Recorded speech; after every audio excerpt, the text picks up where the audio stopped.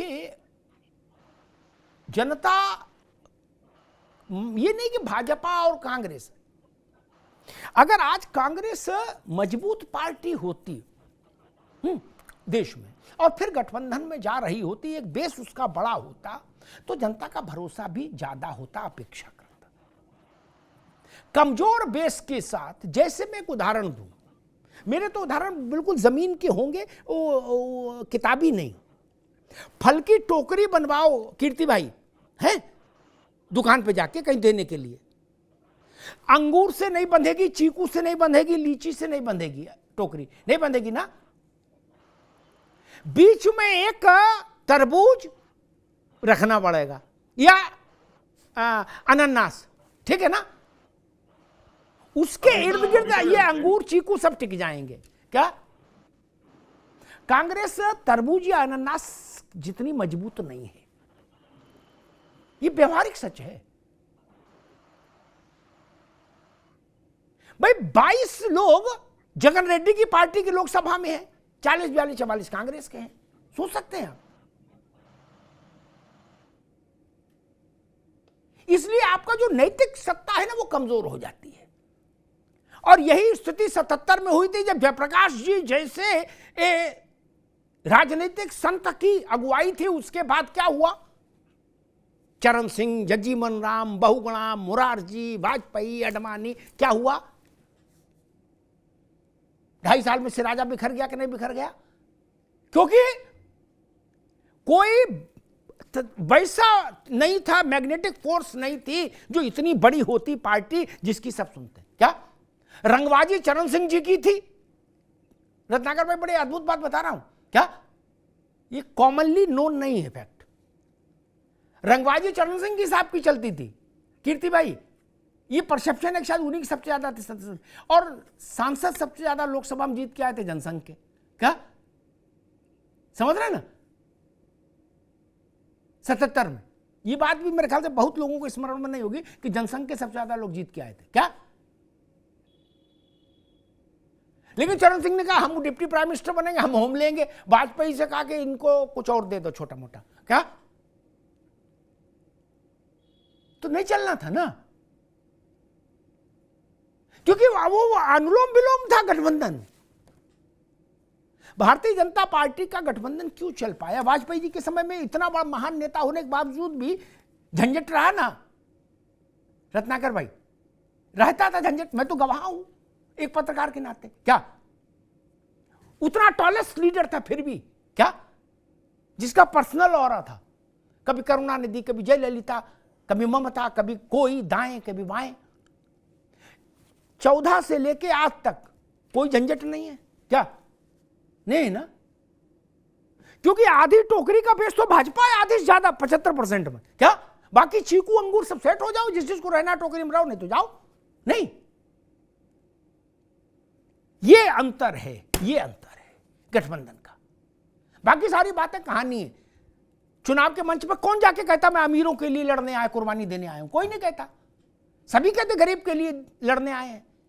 और कौन किसके लिए लड़ता जनता जानती है मित्र, हम क्यों बोले। 2 करोड़, 3 करोड़, 4 करोड़ की गाड़ी। एक बात कह के बात समाप्त करूंगा ताकि साहब, मैंने 25 साल पार्लियामेंट कवर की रत्नाकर भाई। पार्लियामेंट में जब वो कार्रवाई स्थगित होती थी तो गेट नंबर 1 के बाहर सांसदों की, मंत्रियों की गाड़ियां आती थी। क्या हम लोग भी भाग के आ जाते थे कि भाई वहां हर आदमी मिल जाएगा, उसे पूछेंगे।